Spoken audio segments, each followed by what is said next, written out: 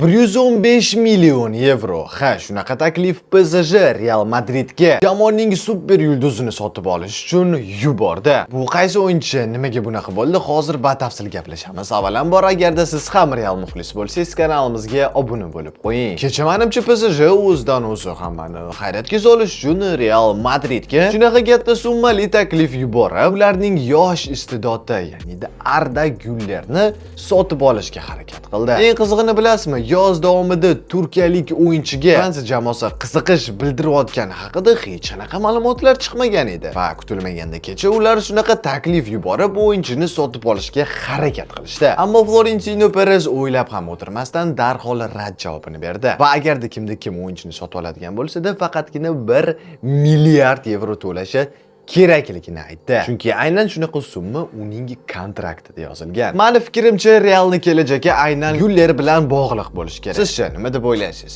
Yoki balkimda uni sotish kerakmidi? Izohlarni yozib keting. Aytgancha, Jose Mourinho Arda haqida qanaqa gaplarni aytganligini bilmoqchimisiz? Hoziroq Telegram kanalimizga obuna bo'ling.